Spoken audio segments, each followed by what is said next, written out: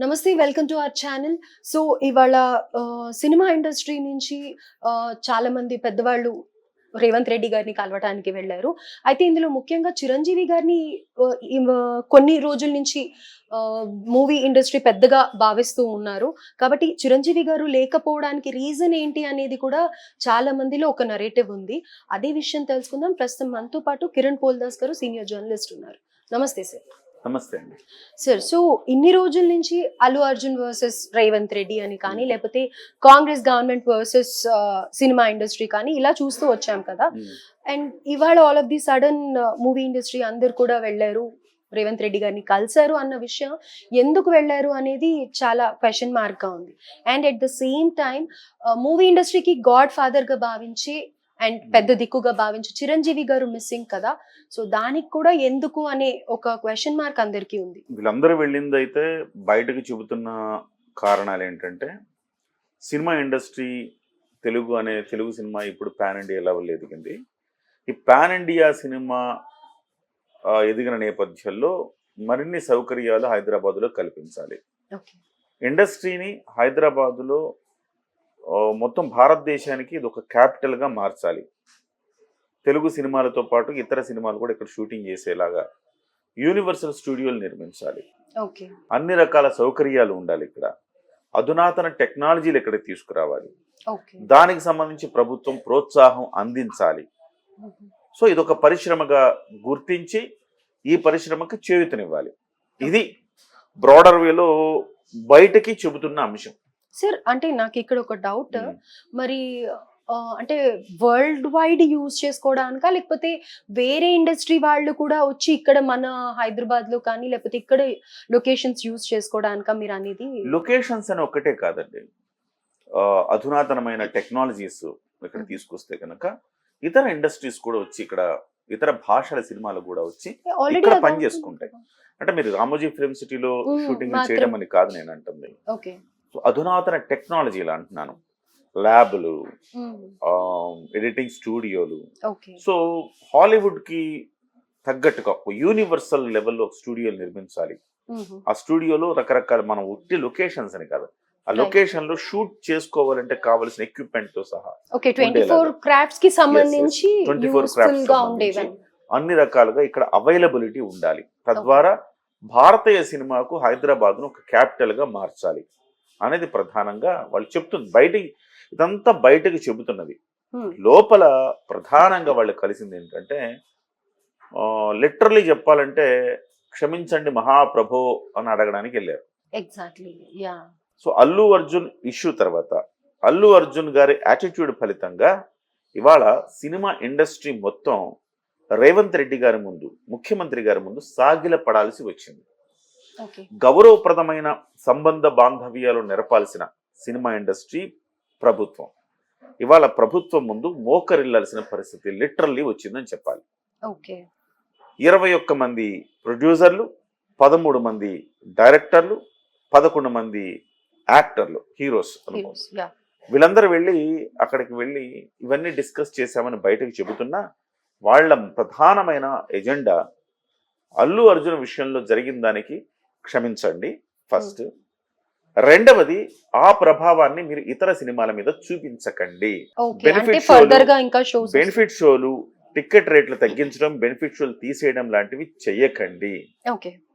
మూడవది, దీని మీద కక్షపూరితంగా వ్యవహరించకండి. సినిమా ఇండస్ట్రీ మీద మేము మీకు క్షమించమని కోరుతున్నాం అనేది 4వ రీజన్. ఇది చెప్పడానికి వెళ్ళారు. ఎందుకు మీకు డౌట్ రావచ్చు చాలా మందికి, అల్లు అర్జున్ చేసిన దానికి సినిమా ఇండస్ట్రీ ఎందుకు క్షమాపణ చెప్పాలి? మూల్యం చెల్లించాల్సిన పరిస్థితి ఏర్పాటు చేసుకున్నారు సినిమా ఇండస్ట్రీ పెద్దలే. సినిమా ఇండస్ట్రీ వాళ్ళు ఏం చేశారు? అల్లు అర్జున్ అరెస్ట్ చేసినప్పుడు ఏం చేశారు ఇండస్ట్రీ వాళ్ళు? అల్లు అర్జున్కి వెళ్ళి సంఘీభావం ప్రకటించారు. అల్లు అర్జున్కి సంఘీభావం ప్రకటించడము లేదా ఓదార్పు చేయటం అంటే అర్థం ఏమొస్తుంది? నేను పలు సందర్భాల్లో చెప్పాను, అనేక ఛానళ్ళలో చెప్పాను. అంటే మీరు సినిమా ఇండస్ట్రీ మీద ఏమన్నా మీరు బల ప్రదర్శన చేయదలుచుకున్నారా? మీరు పొలోమంటూ ఇండస్ట్రీ మొత్తం కూడా అల్లు అర్జున్ ఇంటికి వెళితే ఏంటి మీరు ఇచ్చే సందేశం, సంకేతం? రేవంత్ రెడ్డి చేసింది తప్పు, కుట్రపూరితంగా అల్లు అర్జున్ ఇరికిచ్చారు కాబట్టి ఆయనకి మేము సంఘీభావం తెలియజేస్తున్నాం, ఆయనకి మేము ఓదార్పునిస్తున్నామని చెప్పదలుచుకున్నారా? ఇదే సహజంగా వెళ్ళేది ఇదే. దాంతో మనలాంటి వాళ్ళకి అలా అనిపిస్తే ప్రభుత్వ పెద్ద గుంపు మేస్త్రి అని చెప్పే సీఎం గారు రేవంత్ రెడ్డి గారికి ఏమనిపిస్తుంది చెప్పండి? సేమ్ ఫీలింగ్ ఆయన కూడా కలుగుతుంది. దీన్ని ఇతర పార్టీలు వాళ్ళకు అనుకూలంగా మాట్లాడుకుంటున్నారు. కానీ వెరీ కామన్ కదా, ఇఫ్ మన కలీగ్ కానీ మన ఫ్రెండ్ కానీ అలా జైలుకి వెళ్ళి వస్తే డెఫినెట్ గా మనం పలకరిస్తాం, మేమందరం ఉన్నాం, డోంట్ వరీ అన్న సపోర్ట్ ఇవ్వడానికి దేనుకున్నారు మీరు? ఒక చేయకూడని ఒక అనుమతి లేని వ్యవహారంలో మీరు అక్కడికి వెళ్ళి మీరు బల ప్రదర్శన చేయడం వల్ల మీ యొక్క ఫ్యాన్ బలాన్ని మీరు నిరూపించుకునే ఒక ప్రక్రియలో భాగంగా ఒక తల్లి చనిపోయింది, ఒక బిడ్డ చావు బతుకుల మధ్య ఉన్నాడు. ఆ ఇష్యూలో కదా మీరు వెళ్ళింది జైలుకి. మరి ఆ ఇష్యూలో వెళ్ళినప్పుడు ఇమ్మీడియట్గా ఒక్కరోజులో సామాన్యుడికి లభించని రీతిలో మీకు బెయిల్ లభించింది కదా, ఒక్కరోజులో అన్ని పరిణామాలు జరిగిపోయినాయి కదా. మీరు ఒక రాత్రి జాప్యం వల్ల ఒక రాత్రి మీరు జైల్లో ఉండాల్సి వచ్చింది, గడపాల్సి వచ్చింది, అంతే కదా. సో ఒకవైపు ఒక బిడ్డ చావు బతుకుల మధ్య ఉంటే మీరు వెళ్ళి ఏమని మీరు సందేశం ఇస్తూ ఉన్నారు సమాజానికి? మీరు అక్కడికి వెళ్ళి ఏం చెప్పదలుచుకున్నారు? సో బిడ్డ ప్రాణం గురించి ఒక్కళ్ళకి సోయి లేదు. ఒక తల్లి చనిపోయింది, దానికి సంబంధించి ఇండస్ట్రీల వల్ల ఒక హీరో ఫ్యాన్స్ వచ్చి తొక్కిసలాట వల్ల ఒక ప్రాణం పోయింది. ఒక తల్లి, ఇద్దరు బిడ్డలు తల్లి లేని బిడ్డలయ్యారు. మరి వాళ్ళకి సంబంధించి మీకు ఒక్కళ్ళకి కూడా స్పృహ లేదా? అలా లేకుండా వెళ్ళి అల్లు అర్జున్ పొలవమంటూ పరామర్శించడం ఏం కొంపలు మునిగిపోయాయని అంటే మీరేమి అక్కడికి వెళ్ళి ఈయన చిన్ని కృష్ణ గారు ఏమంటారు? డెఫినెట్గా ఇది కుట్ర, ప్రభుత్వం సర్వనాశనం అయిపోద్ది అన్నాడు కదా ఆయన. సో అదే ఆయన అన్నాడు, మీరు అనలేదు, అదే సంకేతం వెళ్తోంది. వెళ్ళినప్పుడు ముఖ్యమంత్రి ప్లేస్లో ఉండే రేవంత్ రెడ్డి గారికి ఏమనిపిస్తుంది? నేను తప్పు చేశానని వీళ్ళు చెప్పదలుచుకున్నారు సమాజానికి. నిజంగా నేను స్ట్రిక్ట్గా ఉంటే ఏం జరుగుద్దో చూపిస్తా అని స్ట్రిక్ట్గా ఉన్నాడు. నిజంగా ఆయన స్ట్రిక్ట్గా ఉంటే బెనిఫిట్స్ వాళ్ళకి ఎందుకు అనుమతించేవారు? స్ట్రిక్ట్గా ఉంటే మీకు టికెట్ రేట్లకి ఎందుకు అనుమతించేవాళ్ళు? అంత రేట్లకి అనుమతించేవారు కాదు కదా. సహృద్భావ వాతావరణంలో అనుమతించారు. మీరు మీరు బల ప్రదర్శనగా చూస్తే ఆయన చేయాల్సింది ఆయన చేస్తాడు. అదే జరిగింది ఇవాళ. ఆ జరిగిన తర్వాత ఈ తప్పిదాన్ని కప్పిపుచ్చటానికి, క్షమాపణ చెప్పడానికి లిటరల్లీ వెళ్ళారు వాళ్ళందరూ.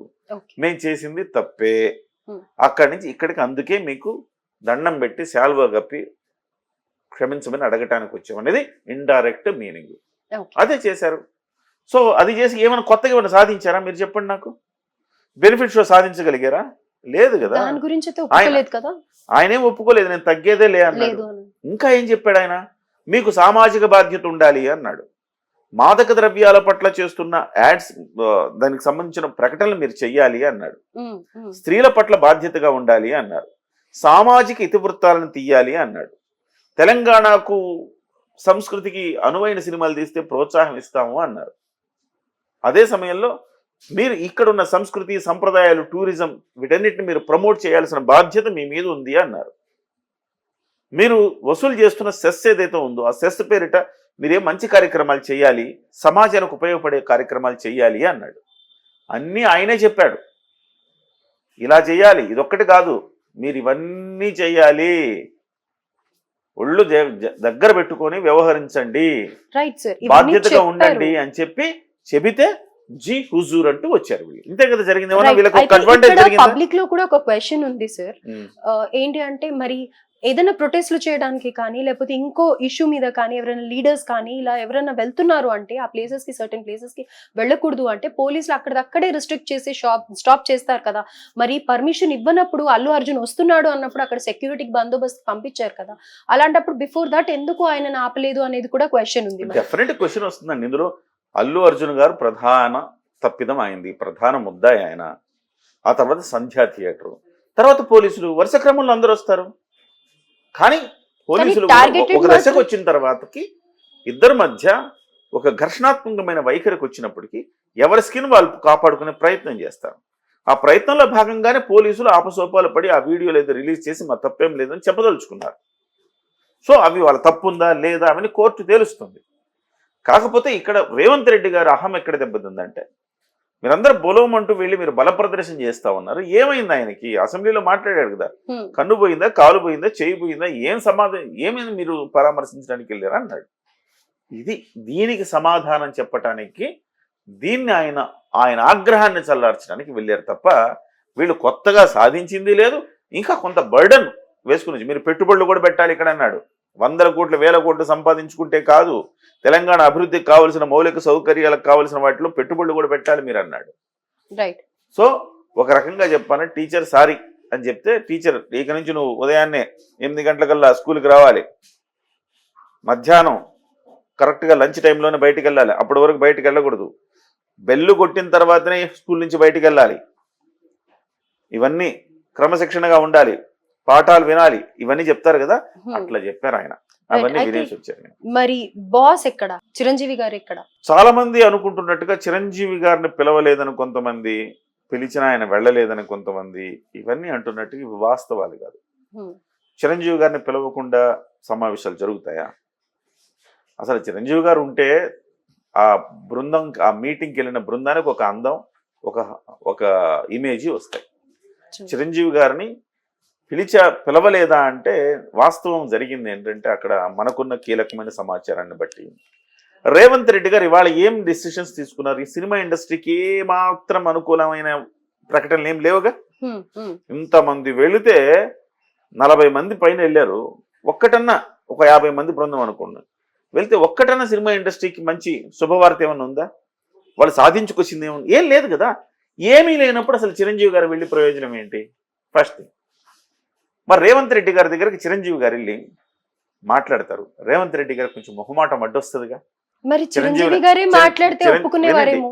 వినండి, చిరంజీవి గారు లాంటి వాళ్ళు వచ్చి అడిగితే నేను కాదని ఎలా అనగలను? కాబట్టి దయచేసి చిరంజీవి గారిని పిలవద్దు, ఈ బృందంలోకి ఆయన్ని తీసుకురావద్దని రేవంత్ రెడ్డి గారే దిల్ రాజుకు సూచించినట్టుగా మనకు కీలకంగా తెలుస్తోంది. సో ఆయన వస్తే నేను మొహమాటానికైనా 1-2 ఒప్పుకోవాలి, ఒప్పుకోకుండా ఇలా ఆయన వచ్చిన తర్వాత పంపిస్తే అది రకంగా ఇద్దరికి మంచిగా అనిపించదు. అది ఆయనకు కూడా నొచ్చుకుంటాడు, నాకు కూడా గిల్టీనెస్ ఉంటుంది. కాబట్టి ఆయన రాకపోవటం ఉత్తమం. గతంలో జరిగిన సంఘటన ఒకసారి మనం గుర్తు చేసుకోండి. జగన్మోహన్ రెడ్డి గారి దగ్గరికి వెళ్ళి చేతులు జోడించి చిరంజీవి గారు టికెట్ రేట్లకు సంబంధించి సినిమా ఇండస్ట్రీ సమస్యల గురించి చర్చించి వచ్చారు. అప్పుడు ఎంత నెగిటివిటీ వచ్చింది ఆ ప్రభుత్వానికి. కాబట్టి ఇవాళ రేవంత్ రెడ్డి గారు ఏదైనా సానుకూలమైన నిర్ణయాలు తీసుకొని సరే నేను ఇది ఇస్తా అనుంటే అనే ఒక ఉద్దేశం ఆయనకుంటే చిరంజీవి గారిని కూడా తీసుకురండి అనేవారు ఆయన. ఇలా అనే ఉద్దేశం ఆయనకి లేదు కదా. మీకు బుద్ధి చెప్పాలి, మీరు బుద్ధిగా ఉండాలని చెప్పదలుచుకున్నాడు అంతే. దాంట్లో మళ్ళీ పెద్ద ఆయన్ని ఇన్వాల్వ్ చేయొద్దు, చిరంజీవి గారిని ఇన్వాల్వ్ చేయొద్దు, పెద్ద ఆయన వద్దు అని ఆయనే దిల్ రాజుకు సూచించినట్టుగా చెప్తున్నారు. అందుకే దిల్ రాజు గారు కేవలం కొంతమందితోనే ఆయన వెళ్ళారు, చిరంజీవి గారిని లేకుండానే ఆయన వెళ్ళారు అంతే తప్ప చిరంజీవి గారు పిలిచారు అయినా వెళ్ళలేదని కొంతమంది, లేకపోతే అసలు పిలవలేదని కొంతమంది, ఇవన్నీ రీజన్స్ కాదు. వాస్తవానికి బిజీగా ఉన్న ముఖ్యమంత్రి గారి దగ్గరికి వెళ్దాం అనుకుంటే చిరంజీవి గారికి వీలున్నప్పుడు, రేవంత్ రెడ్డి గారికి వీలున్నప్పుడు రెండు వీలు చూసుకొని ఇది పెట్టుకుంటారు మీటింగ్. అలా కాకుండా వెళ్ళారంటే ఇది జరిగిన బ్యాక్ అండ్ స్టోరీ ఇది. ఇక నాగార్జున గారు కూడా వెళ్ళారు. నాగార్జున గారు నిన్నగాక మొన్న నాగార్జున గారు హైడ్రా ఆయన బిల్డింగ్ ను కూల్చేసింది. అప్పటి నుంచి ఆయన ప్రభుత్వం పట్ల కాస్త కినుకుగా ఉన్నారు, ఆయన కొంచెం అసంతృప్తిగా ఉన్నారు, బాధగా ఉన్నారు, కోపంగా ఉన్నారు, ఏదైనా అనుకోవద్దు. అయినా ఆయన ఎందుకు వెళ్ళారు అంటే ఆయన బిజినెస్ మ్యాన్. మనం అర్థం చేసుకోవాల్సిన ఆయన సినిమా వ్యక్తిగా అక్కడికి వెళ్ళాడని నేను అనుకోవట్లా, బిజినెస్ మ్యాన్. ఇక ఫర్దర్ డ్యామేజ్ జరగకుండా ఉండాలంటే దిల్ రాజు గారిని రేవంత్ రెడ్డి గారిని ఒకసారి వెళ్ళి విష్ చేసి వస్తే బాగుంటుంది ఫస్ట్ థింగ్. రెండవది ఆయన బిజినెస్ మ్యాన్, యూనివర్సల్ స్టూడియోస్ కట్టాలి, మీరు ఎంతో కొంత మూలధనం పెట్టండి ప్రభుత్వం నుంచి అని అడిగారు ఆయన. మాకు ప్రోత్సాహాలు ఇవ్వండి అని అడిగాడు. యాజ్ ఎ బిజినెస్ మ్యాన్ అడిగాడు అవన్నీ, యాజ్ ఎ హీరో కాదు ఆయన అడిగింది. ఆయన సినిమా ఇండస్ట్రీలో అత్యంత పెద్ద బిజినెస్ మ్యాన్ ఎవరైనా ఉన్నారు అంటే మనం మొదటి వరుసలో ఉంటారు, మొదటి వ్యక్తిగా మన నాగార్జున చెప్పుకోవచ్చు. ఆ రకంగా నాగార్జున గారు ప్యాచప్ చేసుకుంటానికి వెళ్ళారు. ఇక వెంకటేష్ గారు సినిమా ఉంది ఆయనది, సంక్రాంతికి వస్తున్నాం, ఆ సినిమా కోసం ఆయన వెళ్ళారు. సో మిగతా నిర్మాతలంతా అల్లు అరవింద్ గారు వెళ్ళారు. కానీ అల్లు అరవింద్ గారు ఆ చర్చ జరిగిన తర్వాత అల్లు అరవింద్ గారు ఏం మాట్లాడతారు, ఇంకా ఆయన ఏం మాట్లాడలేరు. సహజంగా వీళ్ళే మాట్లాడి ఇక నుంచి అలా పుష్ప మీద కూడా కొంత చర్చ జరిగింది. అలా చేస్తే ఎట్లా, మీరు బౌన్సర్లను పెట్టుకుని ఇష్టానుసారం చేయొద్దు, ఇక నుంచి మీరు మీ భద్రత మీ రక్షణ మీరే చూసుకోవాలి, పోలీసుల మీద వేయొద్దు అని శుతిమెత్తగా ఆయన హెచ్చరించినట్టుగా తెలిసింది.